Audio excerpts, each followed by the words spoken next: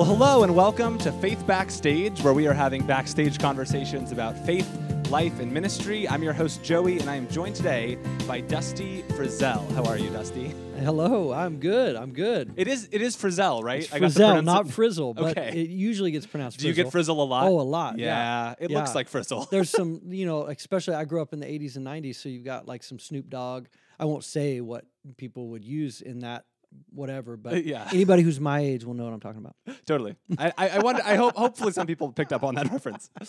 Do you have to, when you're teaching, are you thinking about the references that you use and the age group that you're preaching to? Do you just throw out references that you know that they're not going to maybe get, but you enjoy making them? Sure. Yeah, that happens. But in terms of like if I ever try to use a reference that they'll like a right now reference, then I try to make that as dumb. Right. As funny as possible. As poorly delivered as possible. But I usually ask my oldest, and that's where I get clued in. Yes, of course. It's good to have kids, I'm sure, to find out what the trends are and what they're doing. That's how I was able to have a microphone during COVID doing sermons. Totally. Like a nicer microphone, because he had one. Oh, great. Yeah, wow. What does he use it for? Well, no kidding, since he was 5, he's wanted to not be an actor. He wants to be a filmmaker. So it was never like, I want to be an actor and like I want to be Steven Spielberg or whatever. How fun! So he's grandparents and different people have bought him things over the years. Do you think that came from you? Like, where did he get that interest from? Well, I mean, specifically filmmaking, maybe. Well, I mean, I don't have any of that like skill. Yeah. But I've always loved movies, and so since he was little, he's always watched movies, and I'm a little bit of a nerd, so I'll like have some references and I'll tell him about it. Yeah. But he's surpassed me in the nerdness when it comes to Star Wars. I love all of that. Yeah. But he has YouTube. Totally. I didn't have YouTube. Yeah. So do you remember the first movie you showed him?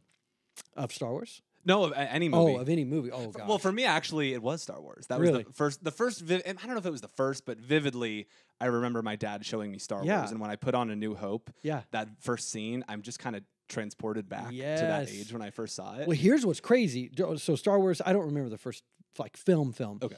Like Baby Einstein was like, but I showed him Star Wars in order of the movies, not the order of how they came out or the order of numbers, which for sure. Yeah. And part of that was, it was just, whatever. At the time I was like, this will make more sense. Right. So he became an Anakin Skywalker fan. Yeah. Right? Yeah. And so he was 5 or 6 when he found out that Anakin is Darth Vader. Right. But it was this great moment. Yeah. Like my wife, was like, great. Are you kidding me? It's so sad. But he's like, so he says to me at bedtime, he's like, so Dad, sometimes good guys become bad guys, and it was a question. Wow. And I said, oh, yeah, Asher, yes. Sometimes good people do bad things, right? Yeah. And it can sometimes be so bad that it changes your life, and you become bad. And so we had this talk, but it was sad, but kind of cool. Yeah. I love that a lot. Well, let's talk more movies at the end, because I really, really love movies. So you are the young adult student ministries pastor over at Shepherd, Shepherd Church, which is near Rocky Peak, which is where we are right now recording. And it's funny. I don't know if you guys do this over there, but over here we have like the joking adversarial relationship with Shepherd. We're like, oh, you lost them over to Shepherd or whatever. Oh, right, yes. I've always felt like because we're so close and because we're both kind of mega churches, there's like this Dodgers Giants Yankees Mets kind of vibe going on. Sure. Not for real, of course.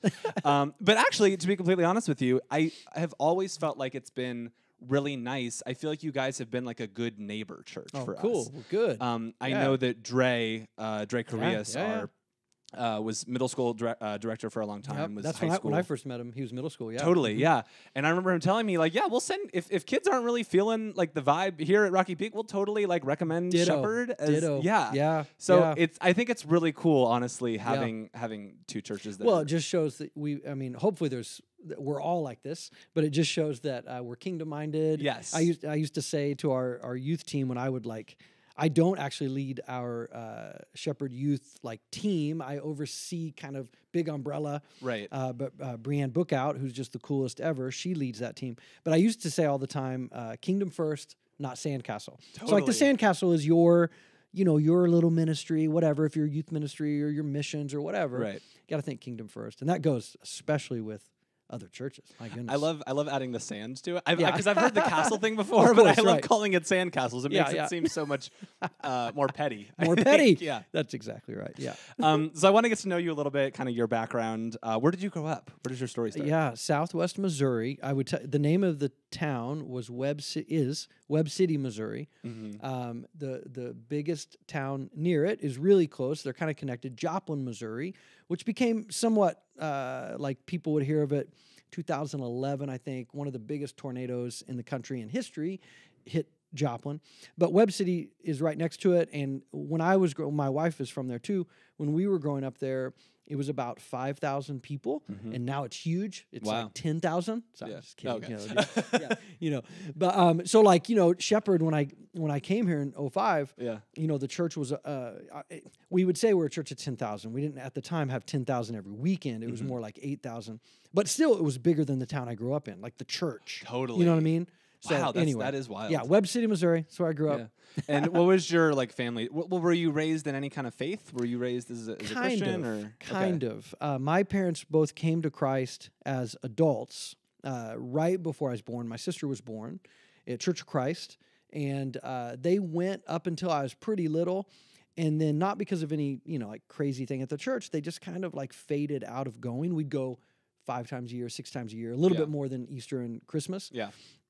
Which I'm going to make light of this, but it's totally the truth. I was excited when we quit going on Sunday mornings because at the time, before WWF, it was called All American Wrestling. Okay, this was like Hulk Hogan, the Iron Sheik, the Junkyard Dog. They were all there. But it was Sunday mornings at 11 o'clock. So if you went to church, you totally missed it. And there was no replay. There was we didn't record. We couldn't have recorded it. So I was pumped when we quit going to church. But so Southwest Missouri, there is a church and a bar on every corner. Wow. So like lots of church, very much the Bible Belt. Yeah. So I was around it for sure. But yeah. And my parents were good people. Are good. My dad's passed, but faith was not like character and integrity were a big deal. We believed in God. Totally. Every once in a while we prayed, but it was not like the central part, nor was it deep. Yeah, totally. Yeah. So what age were you when you accepted Christ? Or when you found it? I was almost 18. Okay. And but it was, it was more of a, so all that like knowing about God, knowing about Jesus, that was all there in my subconscious, wasn't something talked about. But the short story is I was drunk in my bedroom, and I wasn't even drunk. I would every night before bed, I would take a couple shots of whiskey, and so I guess the term would probably be buzzed for people that like drink often, and then every morning before school I do the same thing. Now, psychoanalyzing that in retrospect, I was deeply insecure, but I was super popular, and I was like the life of the party. I'm also an introvert. I know that now. That's where I get my energy. But at the time, I would, I thought, no, I'm, but so I was using that to socialize and to be more than I felt like I was. So interesting. So anyway, it happened, buzzed in my room. I think I had a demonic experience. Maybe not. Maybe had bad whiskey and had an hallucination. Whatever. But I prayed for the first time, and it all went away. I had a physical choking sensation. I could feel something around my neck. Couldn't see anything. Well, I saw images, but they weren't like here where I could grab them. And heard voices and all of that. But when I prayed, Jesus, if you're real, save me. I think I'm going to die. That was my prayer, my first prayer. Wow. And it all left, like all of it. And I could breathe. And anyway, I woke my parents up. I didn't tell them about that. Didn't tell anybody, including my wife now. I didn't tell her at the time for 2 years because I just assumed people wouldn't believe me. I was, and I didn't know what I thought about it. Yeah, right? Totally. I had no frame of reference. You were in high school, right? I was in high school. It was right the summer going into my senior year. Gotcha. Yeah. Dang. And so, but my dad baptized me in our bathtub at like 3 that morning. Okay. So like when he had, they were like, they came to Christ as total non-Christians. Neither of them brought up in the faith. Okay. So when they came to Christ in their 30s, it was like they were discipled really well. They knew a bunch of stuff, but it just, fizzled out. And there's more to it than that, of course, with all due respect to them. Yeah. But my dad knew enough to like, hey, I think you need, because I told him, I went into their bedroom after all this happened, woke them up. I'm almost 18. I'm not a little boy. Totally. Wake them up. And I said, hey, I think I believe in Jesus. Mm-hmm. What should I do? And again, I didn't tell them, but I needed to tell them something because that's weird and random. And I said, I drink every night. Now, they knew I drank. They knew I partied, right or wrong. They knew they had rules, don't drink and drive, which I did all the time. It's the only thing I ever lied to my dad about. That as a teenager, I would tell him everything that he would ask me, except that. But anyway, I told him I have a stash of liquor in my bedroom, and I drink every night. And I don't know what. I told my mom. I sat there on the bed, and I told my mom, when I get married, I won't be a virgin. I told her that, and I don't even remember the context of that. I mean, it wasn't just we were just talking, and Dad said, I think you're ready to be baptized. And I'm like, what? What are you going to do? You're going to call like a preacher? We used to call them preachers. Yeah. We didn't say pastors, ministers later. Anyway, he's like, no, we don't have to call anybody. I can do it. We can do it in the bathtub. All right, fill it up. He explained to me what baptism is. He got out his Bible, which was odd. Huh, yeah. It was there, but like it's not something you saw. Right. And he knew, like, I don't know for certain what verses he used, but I can guess. Yeah. Especially Church of Christ, right? Baptism by immersion is a very big deal. Yeah. Anyway, I don't remember what the question was. How did I come to faith? When? There's the answer. Yeah, I love that. What was your kind of like perception of God prior to that experience? How did you view God? What was your like concept of him? What like his character traits? Like what was your idea of God prior to that experience? Yeah, I believed. I certainly wasn't sophisticated enough to say something like I was an atheist, but I don't think, I probably didn't know the term agnostic. Right. So that's probably what I would have been, like, I don't care. You know what I mean? Yeah. But like the big man upstairs, like that kind of cliche, I'm sure that. But I don't remember ever praying in that way, like, get me out of this, and I don't. Yeah. Oh, gosh. But there were several experiences as a teenager, doing things I shouldn't have done, and definitely regret that I can't remember praying, but I'm sure it would have created that context for my belief at the time of like, God, get me out of this. Yeah.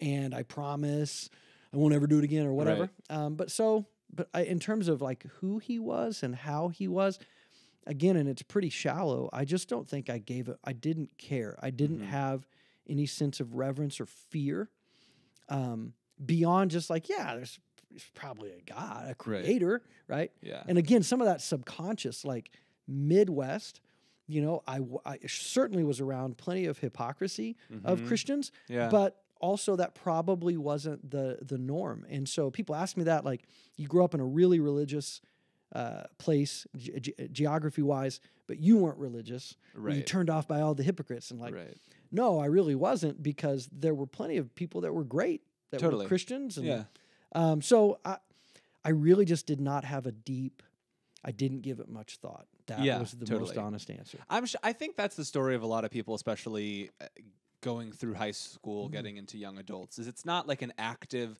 very few people I've come across, I mean, they are there, but very few people I've met that are like very hardcore atheists at that age. Most of them are just like, it's like more of a shrug. That's like, right. I don't really want to think about it. Yep. I don't want to go there. That's right. I think you're exactly right. How did your life change after that experience? Ooh, well, so my dad baptized me. I remember I had this necklace on, that I'd had for a couple years. So, but I never took it off. Showered with it, and I thought it looked cool. I can barely remember what it looked like. Yeah.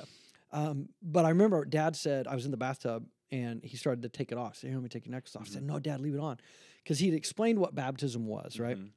And so I said, Dad, all these things I've done with this necklace on, and so this idea of washing my sins, So I had this like concept, like, again, I'd probably, through osmosis, kind of absorbed these ideas, some of these religious ideas that I'd been around. Yeah. And so when my dad explained, I'm like, okay. And I immediately was able to grab some symbolism.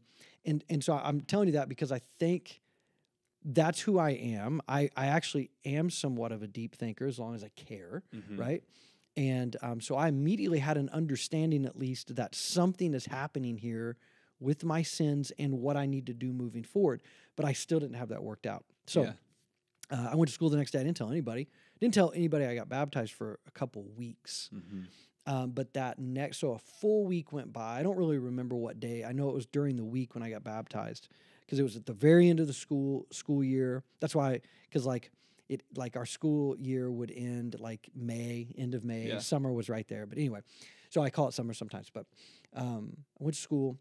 That next weekend, school was out, and I went to this. There was this like they used to do this thing in the early '90s, at least where I was from, where these bars would open one night a week for teenagers. Oh. And they do everything that a bar would do except serve alcohol. Interesting. Right? Okay. And so it was called Shadow Lake, and we had to drive about 30 minutes to get there. And I went with all the same friends. I didn't have a single friend that was a Christian. And we went up there. I was already drunk by the time I got there. I did a lot of, what I consider now to be bad things. At the time, I would just call it being a kid. Mm-hmm. But the difference was, I got home, late, and I went into that same bathroom where my dad had baptized me. And I remember looking in the mirror, and I remember this really vividly, more so even than some of the things that night I got baptized a week before. And I remember feeling guilty, like I truly had remorse. And I remember looking in the mirror. I don't remember what my prayer was. I assume I prayed, but I do remember looking at myself in the mirror and thinking, I didn't say anything out loud, but I remember thinking, no, you either believe or you don't. Like, did that happen last week when you prayed, when something very real, or at the very least psychologically real happened? You cried out to Jesus. He helped you, right? You got baptized. You either believe or you don't. And I'm like, I believe. And so I'm like pastoring myself, right? Like, wow. I didn't drink again until my, I don't know, like 30s. I was at a wedding maybe, and there was champagne. I'm like, I remember telling Amy, like, I think I'm going to just sip the champagne when they do the toast. That was it. I didn't like drink the whole thing. Yeah. And she's like, yeah, I think so. I think I'm okay. Because I was afraid, could I drink responsibly without getting drunk? I'd never done that because I was a kid. Yeah. And I mean, who does that as a kid? Like, I'm going to drink responsibly, even though it's illegal and wrong, And And I started going to church because I hadn't gone to church yet, and met this. Anyway, that's another story. But this missionary who became a youth pastor because he couldn't get on the mission field at the time, he discipled me, and that was pretty hardcore. Yeah, totally. And the rest is kind of history. Like I was probably overzealous. I don't think I was judgmental though. I mean, certainly I was judgmental at times, but not about like people that had been like me, like I had been a week before, right? Yeah. But I shared Christ with my friends. And again, I was popular. I'm a pretty confident, even though I was deeply insecure. Once I began to deal with some of that, I still, whatever I was confident in, I projected that. Like so so the way it changed me, I mean, I became sexually pure immediately. I quit drinking immediately. I did go to one party once, but I didn't do anything bad. I just decided, I'll go. Okay. Yeah. My friends invited me. Yeah. It was like, it was like seeing color. It was like Wizard of Oz going from black and white to color. I was like, oh my gosh, I used to look like these guys are idiots. Like these girls are idiots. Like and then there was a fight with the guy that I went there with, one of my best friends, and it's so stupid. And we finally went home, and I was like, hey, fellas, this is all you. I'm done. Yeah. And then I was done going to parties for my senior year. That's awesome. So that was the immediate change. Yeah, I love that. So you got involved in a church. Yep. Was that kind of your own decision? You were like driving yourself? Like your parents weren't making you go or whatever? I think they attended one time after I started going for a while, but that was it. Okay. Yeah. And what was your first time kind of getting involved in like you doing ministry, like serving in it, even if it was like serving donuts or whatever? Right. Well, I mean, like to be technical, it would probably be with that youth pastor. He used to go calling, right? So small church was about 200, but the youth, like the Wednesday night youth group ended up being like 100 kids. Like it's big. I mean, especially for back there. And so when kids would come for the first time, he would go to their house, but he would take students like me with him. And so he taught me, like in his office, there were several of us, he'd teach us just how to have conversations, like how not to be weird, but how to invite people back to church. Yeah. How to ask them, do you have any questions about church or Christianity? And he would always talk to the parents first and make sure they were cool with it. And like I'd say out of those 100 kids on Wednesday night, like 20 of them went to that church with their parents. The rest were kids like me. That either had come to Christ or hadn't. Yeah. And, without patting myself on the back, it was because it's just like the way it should work. all these I played football. All these football players started coming to church and cheerleaders, because I'm like, hey, go to church. It's really good. It's okay if you don't, whatever. And so calling, and like inviting my friends and trying to answer questions, right? When they would, like when we'd say, you have any questions about, like Rob, the youth pastor, he wouldn't answer their questions. He'd be like, Dusty, go ahead. What do you think? And I'm like making stuff up. Who knows how much heresy, I did. But that would be the very first thing, like of technical serving. I eventually taught a Sunday school class, middle school Sunday school. The summer, I think it was the summer after I graduated. It could have been that next year when I was already at Bible college, but I taught. Oh my goodness! And I remember I went to there was one Bible bookstore in Joplin, and I bought a Doug Fields. You've probably heard of Doug Fields, absolutely. Right? That's when I had no idea who any author was, or but it was a Doug Fields curriculum. It was on the life of Christ, which I was I'd only read the Gospels at that point. Yeah, and it was 12 lessons. I bought it. And I did it. I mean, I spent probably 2 hours preparing my middle school Sunday school lesson. That's awesome. And because like when the Rob was gone, he went to this big church in Texas. The worship, what we'd call worship pastor, I don't remember, worship minister, worship leader at the time. He was recruiting people to take care of the youth stuff, right? So he asked me, "Will you teach Sunday school?" Yeah. And I was like, "Yeah. What do I do?" And he's like, "Just teach them whatever you want." Whatever I want? I don't know how to do that. I knew nothing. Yeah. So I went to the Bible bookstore, went to their curriculum section, found youth, saw this, I had no idea who Doug Fields. The other thing I remember about this, for any youth ministry people listening, I remember so this was 94, and I remember looking, so I opened the curriculum, and like the beginning pages where it might be a dedication, underneath it said, hey, I don't remember how he said it, but it was something, it was just funny to me. He said, look, you're probably going to photocopy this stuff anyway, so go ahead. You don't have to ruin your integrity. Just don't put it on the internet, which the internet was like so new. Totally. Right? Yeah. And like, don't sell it or something like that. But he's like, go ahead. And I just thought that was kind of cool. I didn't even know that was a thing, right. But like copyright or whatever. Yeah. Anyway, I taught 12 lessons on the life of Christ to a bunch of middle school kids, and I stuck to the script because I knew nothing, about the Bible. Totally. And then just like connect the dots for me. How did you end up going there from there to, you said Shepherd in 2005, right? Oh yeah, 05, right. What was that journey like? Well, I went to Bible college that first year so I enrolled at Missouri Southern State College. That's what it was called at the time. It's now a university. I was going to be a teacher. I was going to be a high school teacher and a football coach. That's what I wanted to do. Nice. And I was paid all my deposits, everything. Went to the orientation, and in August, a week before school started, I was at a youth conference, and I can't even remember. But I remember who it was. It was Jeff Walling, who now preaches at Shepherd Church, which is crazy. Totally. Right? He works at Pepperdine. He was preaching. I remember they made a call for ministry, a vocational ministry. I went forward, not certain of what I was saying yes to or how I was working this out in my mind. But I remember telling Rob, who was still there at that time, I remember saying, man, I used to think that doctors were about the most important job in the world because they save lives, right? Yeah. And now I'm thinking, I still think that's true, but I think like, what you do and what preachers do, in a sense, they're helping God, save people, their souls or whatever. And I think I might want to do this, right? Yeah. And anyway, I called my parents at that conference, told them that, because Rob started telling me about Ozark Christian College, which was in Joplin. That's where he went. And so I'd paid all those deposits. So I lost all that money. And, I'm not bitter about that, but I paid all that money. And I went to Ozark Christian College, which was a private school, so it costed a lot more. That was something else I learned real quick. And went there, started working at a church 20 minutes from where I grew up called First Christian Church, Carthage, Missouri. And I was there. I was actually their first youth pastor. Like they used to have somebody that did children all the way through like college, right? Yeah. Smaller church.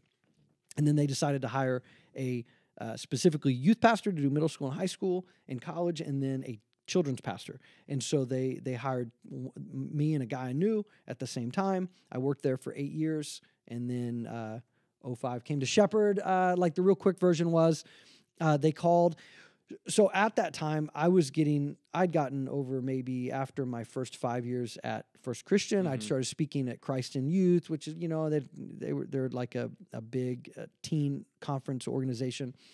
And so my name was known in those circles, And so I had some mega churches that would call, and I just was super honest. I'm like, I don't know. I barely know what I'm doing now. Yeah. Like with 40 kids. I have no idea. I remember, I won't say who, but there was this massive church calling me about being their middle school pastor. I remember asking, how many middle school kids do you guys have? Like on a weekend, they had weekend services for youth, which again, I'd never seen that. Well, we have like 1,000. Yeah. And I'm like, oh, how many adult leaders do you have? And I don't remember what the number was, but it was bigger than our church, right? And I told the guy, I said, hey, man, I'm just going to go ahead and say no. Because I would probably ruin that ministry. Like, I just have no idea what, And he laughed, thought I was joking, thought I was being humble. Yeah. I wasn't being humble. Yeah. I was like, I don't know what to do. Yeah. And anyway, once Shepherd called, it was kind of the same thing for me. I was like, and I was coming close to 8 years, and I was really loving it. Like, lots of reasons. And and I said, no, that's cool. And like Los Angeles, like, no, I don't, I'm a Missouri kid, small town. And they, it's going to make me sound way cooler, but they were, certain people had told them about me, right? That they respected, like Tim, our executive pastor. And so they really wanted, for certain reasons, they wanted to get someone who'd been in youth ministry a while. Yeah. And they liked what they heard about me, so they wanted to get me. So they'd said something like, Dave Flagg was a part of that conversation too. Something like, well, listen, until you tell us to just like quit calling you, we'd love to just, And then it was like, hey, why don't we bring you and Amy out? And we just had Asher. He was just a baby. Why don't we bring you out and no strings attached? Like you can just check out the church. You can have a free, 4 days in Los Angeles and you can hang with us and then say, thanks, but no thanks. And I'm like, well, yeah, I'll do that. Like totally. And a couple of things happened. One, first, there were some red flags to us. I won't go into what all those were. There was nothing about the leadership staff, but there's some specific things about youth ministry and like how many youth pastors had come in and come out that none of them were for moral reasons. Like they weren't. And so I'm like, are you guys kind of chewing and spitting these guys out? Yeah. Or were they just incompetent? Like, certain things that I was just like, oh, I don't know. I don't know if this is healthy. I just don't know. I don't know Dudley personally. And I don't know Tim personally, but we saw the diversity of Shepherd. And again, Southwest Missouri, like where I was from, that's just not something you saw. And now I understand, because I used to say, well, it's Los Angeles, it's an easier opportunity to be diverse. But I've since learned that that's not always the case. You can live in a very diverse city, but still have a very, what's the right word? Monolithic. I don't know what, is that right? Homogeneous church. Yeah. So we thought that was amazing, but still not like, let's move to. So we began to pray, and that's when we decided to pray. By the way, we were there. We hadn't prayed about this. We're like, I'm just going to say no, but let's do a free trip. I told the elders and the senior pastor in Missouri, and I'd already said no to several opportunities like that. So they weren't like super worried, the elders and stuff. And but we came back and said, let's just pray. We really liked Pastor Tim, the executive pastor, still my boss. Really liked Dudley. We went and ate lunch with him.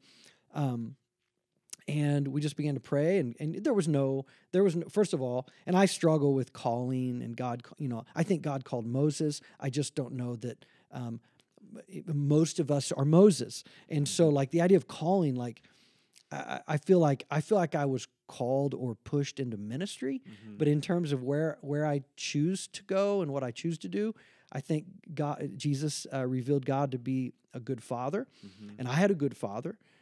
He was broken in many ways, but he was a good dad, and I want to be a good dad. And I think good parents teach their kids how to use wisdom, how to choose and make choices and live by those choices, own their life, as Jocko Willink would say, extreme ownership. And that's what we did. My wife and I both decided we wanted to do this, right? And it was a big deal for us. Yeah. And that we came out here in June 2005. Dang, So, that's awesome. And what do you do there? I know that you wear a lot of hats over there. Yeah, what now, does your job kind of encompass? Well, I was high school pastor for a long time. Your wife's high school pastor. Yes. And who's in the room with us right now? That's right. Yes. Yeah, I know. I started to look over and I was your high school pastor. Yes. So I was high school pastor for quite a while, and I don't remember the years real well. Yeah. But eventually, hey, will you oversee middle school and high school? And then one of my best friends still to this day, who was leading the Vine. It was called the Vine. It was the college age, young adult ministry. Well, I say college age. At the time, it was like 18 to 30-ish. I used to joke with them. I used to make fun. Yes, exactly. It was. Oh, wow. Yes. Oh, gosh, you went in middle school? Yeah, and there were like 35-year-olds, like not leading it, but there.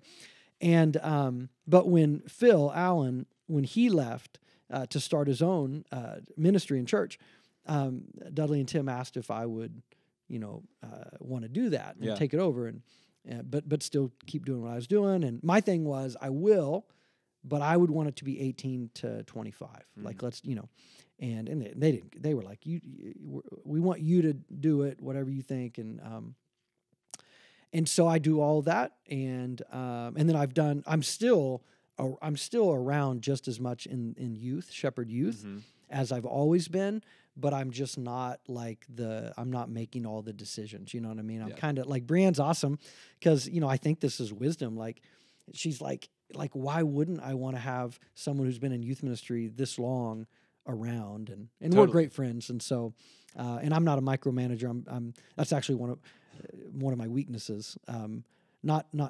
Anyway, we'll get to that. Not a tendency to micromanage, but correct. Being able to micromanage is not a weakness. This is a weakness. Correct. I mean, I think micromanaging is probably not great, right? Yes. But it's a good thing to be bad at. Correct. But I'm so far the other way that it can tend to neglect some details. So that's what I mean by. But anyway, so I do those things, and I provide some oversight just to our life groups team. Totally. I'm not really making any decisions about life group curriculum and, like the day in, day out stuff. There was not a team leader for the life groups team for a while. And, and I'm okay at leading teams. And I think I've shown that maybe. And so our executive pastor asked if I'd do that. So I've been doing that. That's just, crazy. I don't know, 6 months. So. Are life groups a major ministry at Shepherd? Is that kind of like a significant part of what you guys do over there? Yeah, I'd say it's the second in terms of, whether, and I have no opinion on this, but whether you just kind of assess a culture of a church. And so weekend services are priority, right? Now, I think Dudley would also say, though, that missions and benevolence, like what we do for missions around the world, financially and locally, is a top heartbeat. Yeah. But in terms of weekend, week out, weekend services, and then small groups, right? Life groups. And so, and it's true, like, in terms of announcements and like Dudley plugging it, life groups is super important. Like, they want people, it's that and I'm sure Rocky Peak has this too, this philosophy, like, when you got such a big church, one of the ways you can make it smaller is to have community. Yeah. And so, yes, it's very important. Yeah, life groups are a big deal here. We kind of, Michael, our lead pastor, talks about burgers and fries. We're like in and out, keeping it simple. Weekend services being burgers and life groups being fries. Fries, that's right. That's good. So, yeah, those are kind of our main focuses here. Right. I'm just curious, like, what is and I guess there's a lot of different ways you could answer this, but what is the culture like at Shepherd as far as like the staff goes? Oh, yeah. What are kind of some of the like major values? How do decisions get made? What would you say are just kind of your like core values as a team, or even the things that Dudley would say are like your core values? Well, first, when I think of staff, so the way Dudley has set it up, and he said this so many times, like from the stage with staff, 30 years ago, he brought Tim Winters out Tim was in Illinois. He was in Illinois at the time, maybe Iowa. I don't know. Not to ask. He's from Illinois, but I think he worked in Iowa. And that's where him and Dudley met. But he brought Tim out to run the staff, even though Tim was a computer guy, like no ministry experience at all. Yeah. But Dudley just knew, like, his gift set. Dudley's like, it's getting too big. They were down at Hillcrest, where Hillcrest School is down on Rinaldi now, was Hillcrest Christian Church. they were like running 2,000 people and they had like 50 parking spaces. Like it was crazy. They had like 6 service. I don't know. You know, it was long before me. But Dudley was like, it's not my gift set of leading the staff. So Tim Winters has always led the staff. And so a lot of those values come from both him stating what those values, what he wants, but also, like, culture so much is it's not always what's stated. It's kind of like what's unsaid, what you kind of like pick up on. Yeah. And so hard work, like Tim, he's a country boy. You know what I mean? He's from Illinois. He lived on a farm. And so working hard, being honest, is all valued. Now, I think like anywhere, you still got to navigate that. I still remember when I first started, I'd sent out this postcard about this series we were teaching high school about, and Tim didn't really like he's like, dude, why would you send that out? I was on dating and relationships. Yeah. I actually bought the graphic from Doug Fields' ministry. Totally. Yes. Download because I didn't have any of that. Yeah. And we didn't have a graphics person at the time. And, but like, I also didn't have the credit that I have now, or the change in my pocket or the benefit of the doubt. Yeah. And so like Tim, so another value is Tim does not want to be surprised, right? So like thinking things through with higher ups, and that can be your team leader, and because he'll put that expectation on team leaders. And so, and then in terms of what was the other question? Like values and what is I guess just the like culture, like what is the what's important to you guys as a team? So now to Dudley, evangelism has always been his heartbeat. Like I remember going to eat with him before when I was just out here visiting. I mean, he invited like 4 people to church at that restaurant, but it was the most natural thing I've ever seen. And That's he still awesome. is like this. That's cool. I remember taking him one time to the airport, and we had to stop off at like, I don't remember, AT&T, Sprint, wherever, a phone store. And he didn't invite, like the guy knew him, but didn't go to our church. Knew him from TV, right? From doing for church, sure. The church being shown on TV. And it was the most natural, like Dudley's heart for people to know Jesus, but but he treats them as he should, a human being. Yeah. And so for Dudley, it is invite people to church, share Christ, be a good influence, And discipleship's real important too, right? It's kind of like that. Like totally. He would, and I think he means that. Yeah. I think he would argue, well, who are you going to disciple if you don't bring him to Christ? Right. Yeah. And so the other thing, since I've been there 05, he will, like when they used to plant churches versus doing like, what do you call it?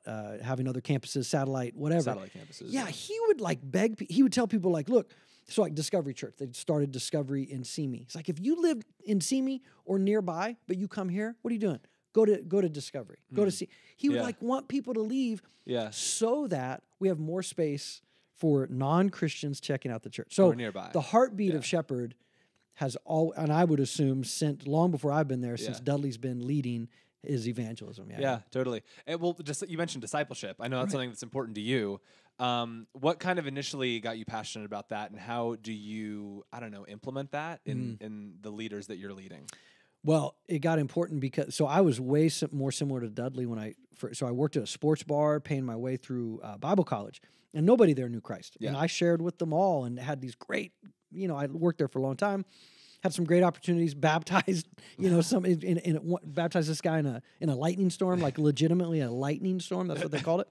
And in a bathtub? No, at a river in a lightning storm. Wow. Yeah, but I did tell him we could do it in a bathtub, because he's like, where are you going to baptize me at, bro?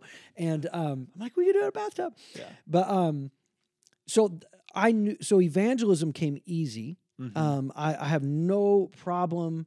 I don't have that I've developed it because, I don't want to be awkward, but I don't have that filter of like, I don't know, like I don't like small talk unless it's like movies or music or books. So anyway, I've had no problem with evangelism. Discipleship I didn't know how to do. And so when I became a youth pastor at that church in Missouri, they were all church kids, and I didn't know what to do with them. Yeah. And I don't think they knew what to do with me, because our experiences growing up were so different. And I remember we'd been there less than a year. I came home. We'd been married for about a year. I came home and I cried. I legitimately cried, which is so silly. And my wife still loved me and thought I was attractive, ultimately, but not so much in the moment, probably. But I cried, and I'm like, I don't know how to disciple these kids. I got this idea. I think I'm going to quit being a youth pastor. Like, I'm no good. And what I'll do is I'll work at bars and wherever, UPS, and I'll just bring people to Christ. And then once there's a bunch of people that know Jesus there, I'll leave and go to another job. Yeah. And my wife, in her great wisdom, said, well, if you really think that's what like the Lord has maybe put in you, what he might be leading you towards. My wife is way more spiritual than I am in terms of most things. But she said, but if this is just the emotional difficulty of not knowing how to disciple these kids, how about before you leave, you ask some older youth pastors, you read some books, like wisdom, right? And I'm wisdom. And I'm like, that's probably a good idea. So I did that. And there were some older youth pastors in town that really invested into me. And I read, I went to conferences, and I just poured into, and I still remember one of the books that still to this day, I use something from it with leaders. It's called Shaping the Spiritual Lives of Students. It was written by Richard Dunn, D-U-N-N. And it was like half academic, half like youth ministry. So good, though. And written in the mid-90s. And he talks about pacing with. He has this chart that I still use in training, and Brianne uses now, with youth leaders. And it's like you either tell them or you pace with them. Mm-hmm. If you tell them, then philosophically, and it's way more smart than what I'm regurgitating. But he said, people that want to tell, they use small groups to transfer information. People that want to pace with use small groups to gather information about the kid. People that want to tell, they want to tell students what they should be thinking, feeling, and doing. People that pace with are going to ask good questions to find out what the kid is actually thinking. Yeah. And it's so much more. That's cool. And so that's what I began to pace with these middle school and high school kids, most of whom knew more about the Bible than I did in those early days. And I got, I'd say good, not great at it. And so by the time I came to Shepherd, I felt like I could do both. I was always able to connect with kids that didn't know Christ. I was a football coach in Missouri. Like, that's how bad their program was. I was the head freshman football coach for like 3 years at a public high school because their program was so bad. The head coach was like, "Hey man, you used to play football. You want to?" And I was good with kids, and so I think that's what he was looking for. But I didn't know what I was doing. It's terrible, but it was also great. Yeah. But in terms of how I train now, pacing is still the phrase, right? So, like, we don't need preachers. Like, we tell, when we interview people that want to be D group leaders, we call our small groups for middle school and high school D groups, discipleship groups. They already get sermons by people that are really good at preaching. And not that you're not good, right? But they already get that. We need people to be like a second voice, like assuming they have godly parents. We want you to be a second voice to that, but we want you to mentor them. We want you to listen. We make the groups only 7. It's not a magic number. It's just the one we chose. We don't want them to be too big. And the best of the best, we tell them, like, we know not all small group leaders can do this. You're a volunteer. But if you can go to their games, if you can, take them for a Coke, and of course it's 2021, so we do the whole, you make sure the parents are cool with that. And all, but it's spending time with, it's asking good questions. I used to tell leaders, the movie Hoosiers, Gene Hackman told them, you have to pass the ball 4 times before you shoot. Right. This was something I made for myself and then used it to train because I'm a teller by nature. Yeah. So I had to work, everything I'm good at with discipleship, I had to work really hard. And so I would ask 4 questions before I would, so I would ask a kid, it could be in a group of kids, but I would ask this kid a question, and based on what they'd say, I'd ask a follow-up. And then, and it was really difficult, by the way, to ask 4 before I'd go, whatever, hey, here's what I think. Now, it could be an encouragement. I might say, bro, that's really cool. But I disciplined myself before I even did that to just go, that's really interesting. What about, and whatever, I'd ask questions. So there's that's not a real well thought out answer, but there's no, but I love that. I love that practical step because I think babe, would you say that I'm a teller? I'm definitely a teller. Big talker over here. Yes, me too. I love teaching, and definitely that does not come naturally to me. Right. The more I think discipleship, which it does to her. So great. Yeah, team. Ditto. My wife's same way. Yeah. Oh my goodness, so empathetic. Yeah. I mean, she feels the person's pain and therefore has I think, a natural insight. And that might be why we struggle with it. I don't want to psychoanalyze too much, but and you need all kinds, but I'm a verbal processor. And so as long as I've filled and now I'm 45, and so I've got some years, but as long as I've filled my soul and my mind with some good wisdom beyond myself, I can regurgitate that as I'm talking, right? So there is a need for telling, but man, especially with kids. And then there's all the cliches, right? Yeah. They don't care how much you know until they know how much you care, right? And so I had to work through that. Totally. Because my thing was, in my arrogance was, I know what you need to hear, bro. Here's what you need to do. Just listen and do it. Yeah. But if he doesn't know or she doesn't know I love them, so yeah, I'm with you. I'm a teller. That's awesome. So you've spent most of your life pastoring specifically students and young adults, young people. What makes you so passionate about that age group that has kept you in it for so long? Well, I think the beginning was that's when I came to know Christ, right? So I was just I was right before I was 18, and so there's that, and I also I didn't have a deep decision to go into youth ministry. It was like, that's all I knew. My church experience was from this youth pastor. And I went to church on Sundays, but I'm not going to be a preacher, in my mind. So youth ministry was the most common sense thing. I had this thing in me that I wanted to be in ministry. I was a natural leader, and leadership was like football and different things wasn't important. Even as a non-Christian, I was a leader. So once I got into youth ministry, though, and especially when I began to read, and it was long before I, had a master's degree in anything, I was reading child psychology and childhood development, right? And then later when I got into studying neurology, and I did some heavy stuff, but then found specifically to the adolescent brain, and so I began to read about adolescent development. I got so jazzed, and I was had been in ministry at that point, probably my whole time in Missouri. And I got so jazzed because it was instinctively, I knew some of these things, but didn't know why the brain development and how it works and all of that. And it was almost like it's like listening to Andy Stanley or Jordan Peterson. They'll say things that you feel like you knew that, but you couldn't have known it academically or in a real smart way. That's when I began to read about adolescent development, I'm like, oh, okay, this is why kids in this stage are like this, and this is why parents get so frustrated because they change so much. But all of that, but it gave me a newfound empathy because I was still a long way away from having a teenager. And so which one came first, though?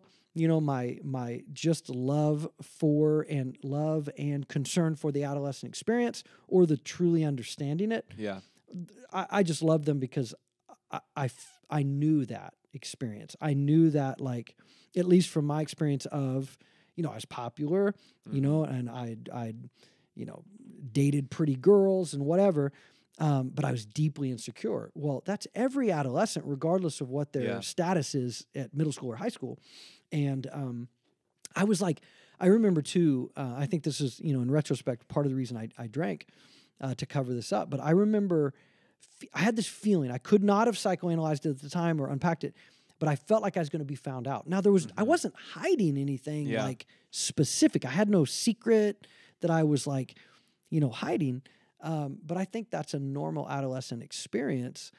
And so I've always loved, man, when I was in it, I loved Stand By Me, the 1980s Rob Reiner movie, but it's a Stephen King short story called The Body. Those stories I loved so much. This coming of age, these kids, one of the first adult novels I read was by Pat Conroy called The Prince of Tides. And this abuse and thing that happens to the main character in the book, it's all of coming of age and so tragic and sad and yet not what happened to him, but the story is beautiful. And I've always been attracted to the adolescent experience. And so I think that's what's kept me in it and I think, I don't know if I'm immature. I'm silly. Yeah. I've never, because I think out loud.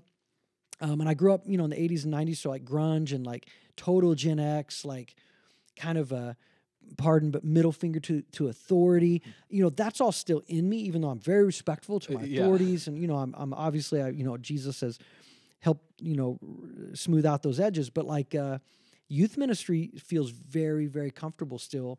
And not so much in, I think, an unhealthy way. And like, like kids are just going to give you, there's no polish, Right. And for the most part. Yeah. And so that's another reason, man. Like, I do some adult things and it's fine. And there's some things I love about it, but so I love gifting. Kids. Yeah, absolutely. That's cool. And I'm selfish. Like, I think I get as much from it.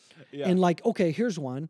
When I preach in like big church at Shepherd, or I do a life groups video, I mean, I get people come up to me for weeks, right? Like, so, and they give you whatever. And now I've learned that, Jesus says, be on guard when people, praise you. And part of that is because there's probably something they want from you. Not like a check, not like money, whatever. They want to ask you something that, whatever. Kids, like, I had a kid 2 weeks ago. I did the teaching. This kid that I've known, his name's Noah. I've known him since he was little at Shepherd. And he came up to me and gave me specific things he loved about my talk and why he needed it. And I believed him. But my point is, that's so rare because kids they're too into themselves. It's part of the adolescent experience. Yeah. So I don't have to worry about ego as much, like with kids, even with young adults. Like, they're more appreciative than youth. But even then, I'm just, anyway, so there's some selfishness like that. It keeps me in check. I feel like it's a real it's more of a real transaction than what I feel like. And that may have more to do with my own insecurities than the adults. But there's a couple reasons. I put on the doc, craziest youth ministry story. I'm just curious if you have any that are just like any wild camp experience or... What's the... I have a lot, man. Anything gone horribly awry for... Yeah. Well, and without even telling stories, I can just do... Or maybe I'll tell one, but like, I had a girl give to me a vial of cocaine once at Shepherd. And that was really cool because, because she confessed to me that she'd began taking cocaine during finals. Like a really smart, pretty girl at school suggested it to her because she was having trouble concentrating, staying awake, and hey, take cocaine. And she started doing that. And so I had this, I'll blame it on the Holy Spirit. I had this like sense to say, not, do you have any on you? I said, hey, why don't you give to me whatever you got on me and I'll get rid of it for you. That was and she goes, like big eyes. Yeah. Like, oh no, because I wasn't going to give it to you. Wow. And she goes, okay. So she gave it to me. Now, I hadn't thought through what I was going to do. I was like, let's give it. And I'm like, what do I do? Do I call, and I ended up just like I went into the dumpster at Shepherd Church, got into the dumpster. Garrison, who was a youth pastor, was like, he like kind of stood watch. And I put it at the I got my hands nasty into a big, huge bag, put it at the very bottom. I have no idea if that's what... So if there's a policeman or whatever saying, no, that's not what you're supposed to do. You're supposed to...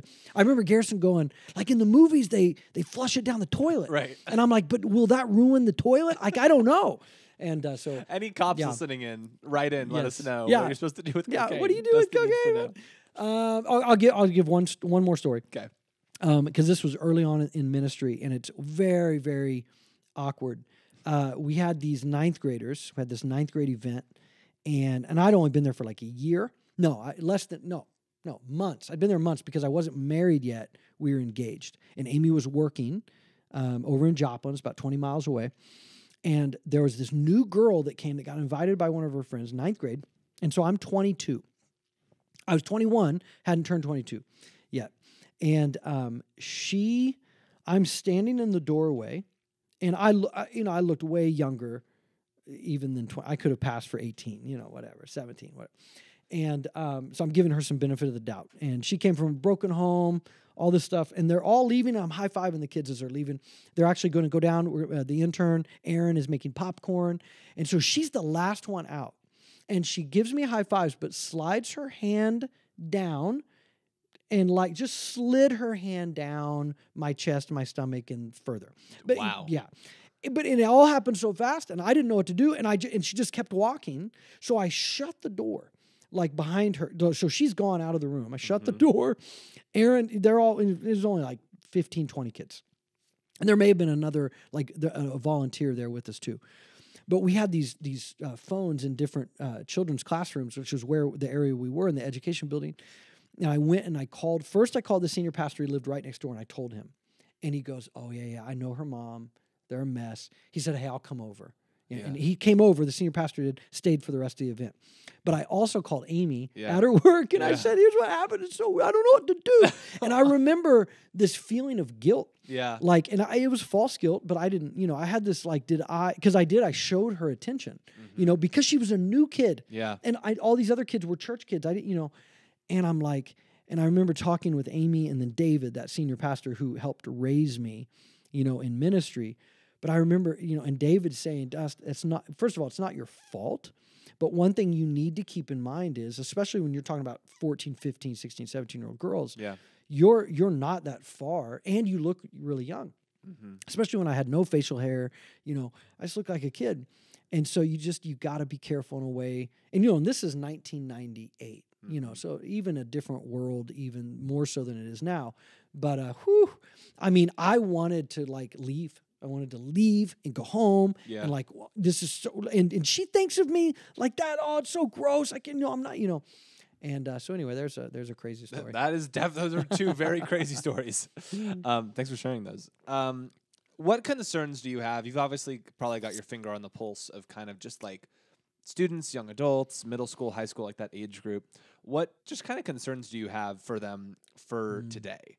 For 2021, the middle schooler or high schooler, just going through life today, going to school, like what concerns do you have for them just kind of in our current culture? Yeah. Well, I immediately think of Asher and Silas. Those are my boys. Asher's 17, Asher's 12.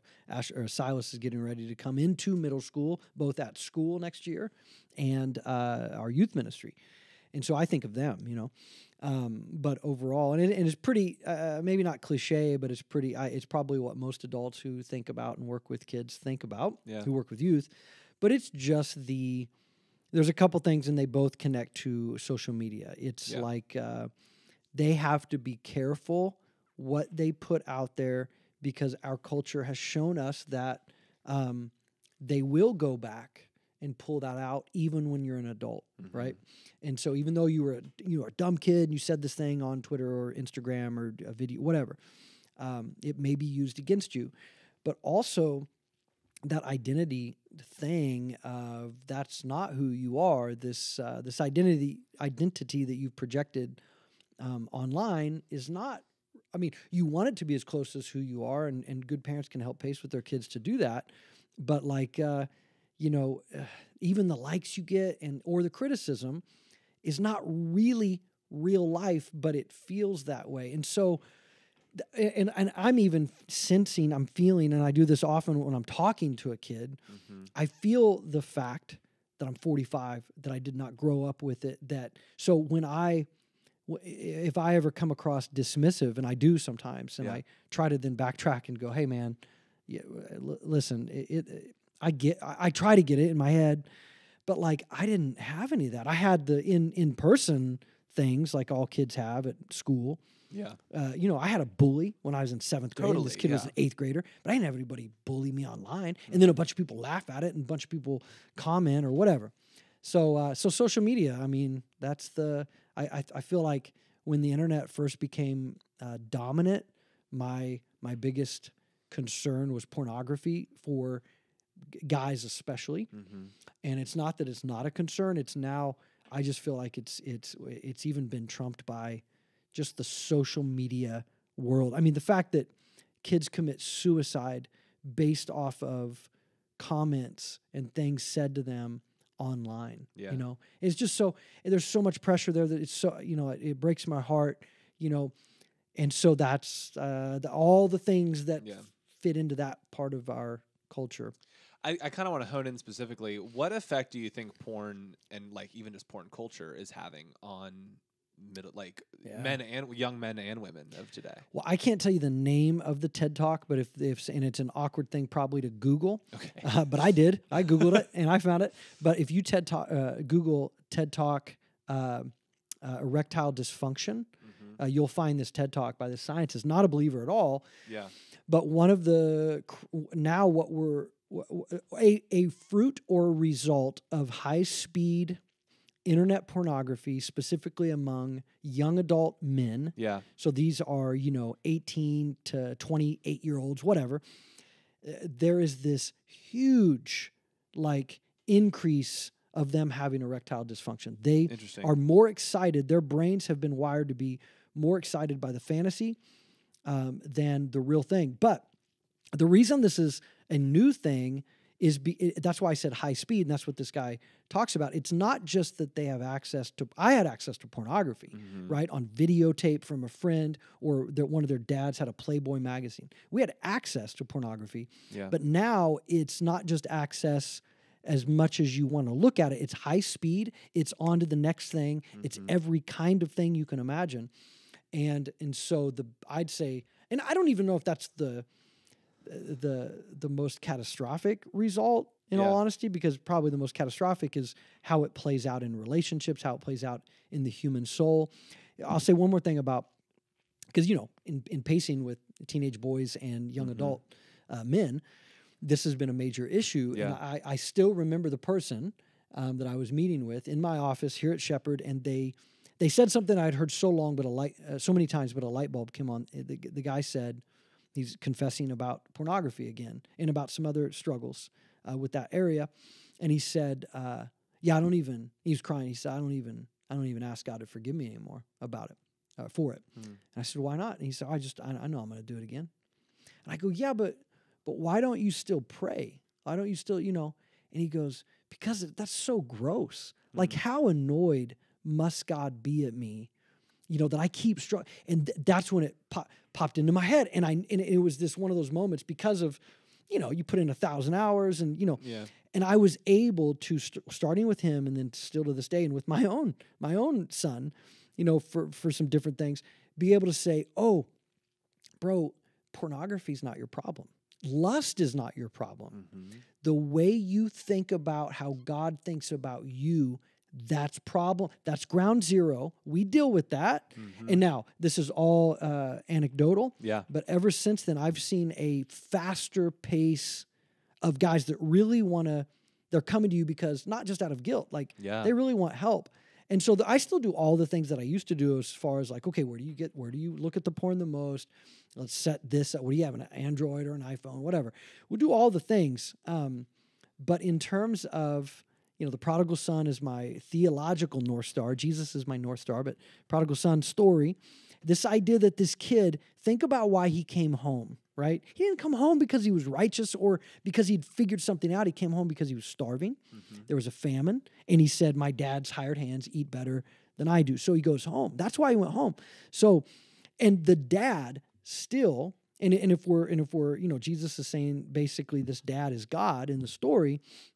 God knows why we come home. God knows what our motives are, and he meets us where we are. He runs to us. He throws a party. He embraces us, all these things. And so my job has now become to help pace with them to see God the way Jesus revealed him. And once they can begin to believe, and it is a process, that God loves them, God the Father loves them just as they are, but refuses to leave them there, but he loves them, and he already knows. And so part of my first step beyond let's talk about how you get porn and how we can set up an accountability system. The second thing is to begin seeing how do you actually see God? And then the practical step would be praying anyway, right? Yeah. So one of the things I came up with, I'm sure someone else came up with it too, but praying while you're sinning. Even if you get to a point where you go, I'm going to do this. I'm going to do this. still pray, because and I get it. Theologically, I get the idea that, when you continue, Hebrews, when you continue to do the same sin over and over and over again, you're publicly crucifying the Son of God. I get those things can be theologically true, and yet it still be very important for the spiritual and mental health of this person to, if I'm going to treat God as my Father, as Jesus said, my dad, I went to him as I was, right? Yeah. With everything except drinking and driving. And I want my kids to do that. I may have to discipline, I may have to call out some things, but I still want to know. So pray to God, pray to your Father in heaven, no matter what. So that was anyway, all of that to say, I don't remember what the question was, but it had to do with porn. Specifically, no, you definitely answered it. Yeah, I love the idea of starting at the heart level, basically, and not just addressing because you can set up blockades on your phone. You can set up whatever, many kids that I have counseled can get around them. They know how to get around. Right. It's like it doesn't do any good. Yeah. And so if you're not, you can put that kind of barricade in place, but they're just gonna, find a ladder. Yep. One other topic I wanted to touch on quickly, just because you said that it's something that you're passionate about, is just teaching. That you love to teach. Yeah. How do you prepare to teach for a sermon, and what are just kind of your favorite topics to teach on? Well, I think it's changed over the years in terms of how I prepare. I'm able to prepare a little faster, and maybe access.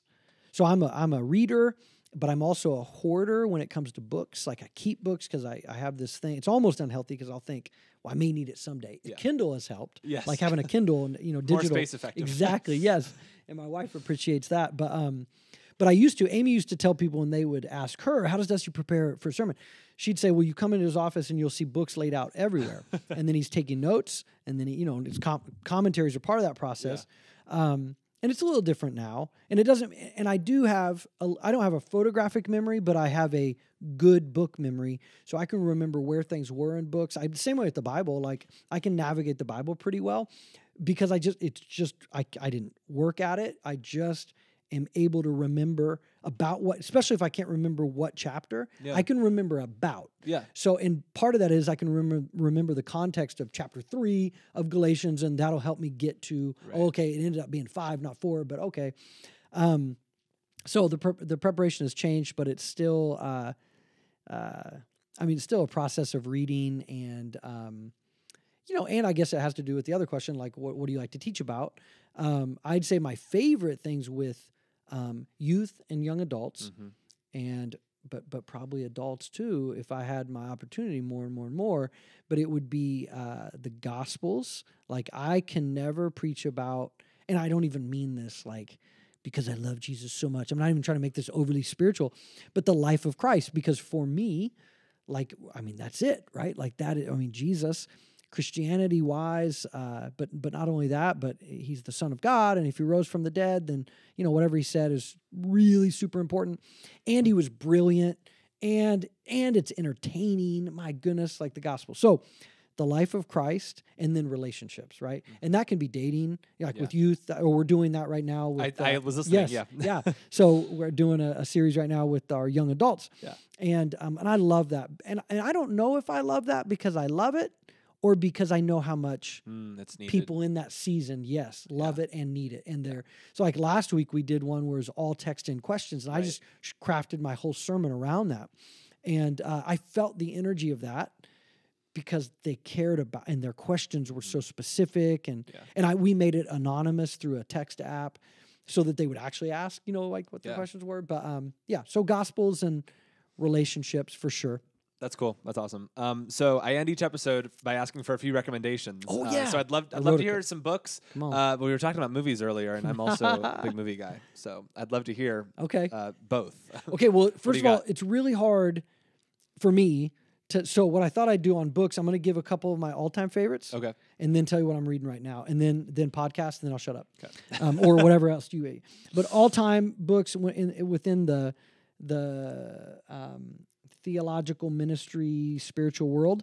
Dallas Willard, Philip Yancey, Brennan Manning was one of my earliest. John Stott was like my favorite theologian. He's since passed.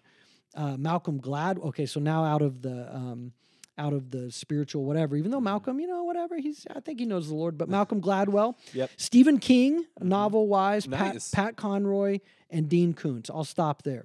Those are some of my all-time favorites. Right now, I'm reading While Black. I can't remember the gentleman's name. Eli. I forgot it. I didn't write down his name, so I apologize for that. But it's called Reading While Black. Esau McCowley. That's it. Esau. Yeah. Eli. I'm saying I had one letter correct. Close. Yeah. And I thought I kept seeing that on people's reading lists this summer during Black Lives Matter movement, and so I assumed it had to do more with overall as an African American reader looking at things through that lens. And it's kind of like that, but it's totally theological. That's cool. Like he's That's a pastor. And so that's been good. I'm reading Jordan Peterson's new book, Beyond Order, 12 More Rules for Life. And again, I'm a reader, so I read too much at one time, but I'm listening to, on Audible, a novel, the book 2 of the James Reese series by a man named Jack Carr, C-A-R-R. He is a former Navy SEAL, and this novel is about a Navy SEAL. It's kind of like Rambo for a new generation. Okay. Yeah, it's pretty dope. And then the last one I've been reading for the last couple weeks, an old MLK book that I'd never read called Where Do We Go From Here? So Martin Luther King Jr. Yeah. That's awesome. And then you want me to give you my top podcasts? Movies. No, movies. Well, do podcasts. Okay. But I also want to hear movies. All right. So I'm not going to list Joe Rogan because I feel like that goes without saying. Because granted, he's explicit. I get that, but like of podcast world, he kind of started it all. He started made it the new wave. Correct. Like 2017, 2018, he started the podcast renaissance. Yes, right, and making it like monetary, like people. Yeah, and I kind of dig Joe Rogan. He's pretty dope guy. Jordan Peterson's podcast try to listen to every week. One of the political podcasts I listen to is Megyn Kelly. Oh, okay. She's more center right, but she's not like hardcore political right. And so, gotcha. I want to find some stuff in the middle. I listen to The Breakfast Club. They're a radio show. And I think they're out of New York.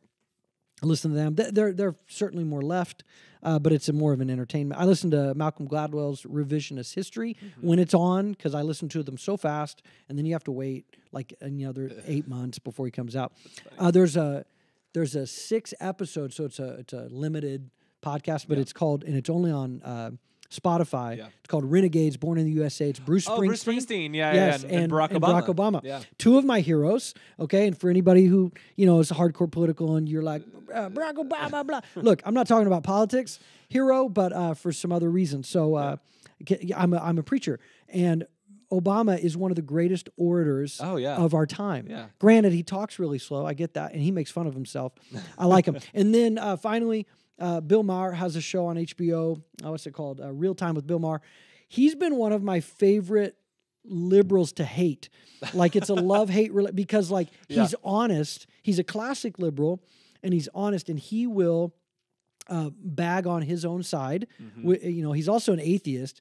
And but I like his show, so I listen to it. I like that you're listening to both. I try to do that as well, especially throughout 2020. I haven't as much lately, but I was listening to a lot of podcasts on kind of both ends of the political spectrum. Yeah, so. Be nuanced. Yeah, absolutely.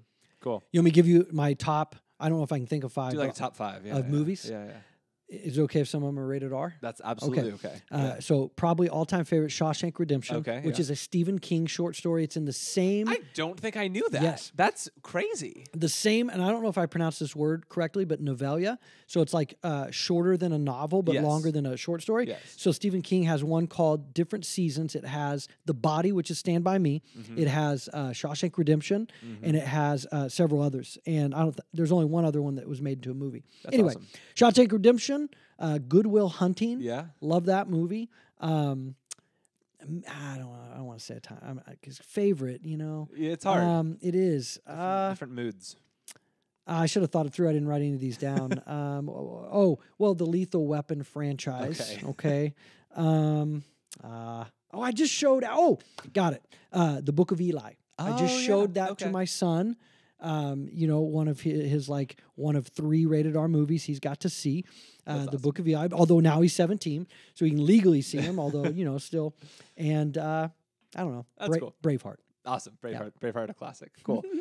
Thank you so much for being on. I've had a blast talking to you. How long did we talk? We talked, the recording is going 1:20. I think I started it a little early, but right on. Yeah, it was a good time. Sammy was obviously really excited for you to be on when I told her you were going to be on. So yeah, truly a blessing to talk to you. Thank you. Well, man, yeah, thank you. Thanks for having me. This is super cool.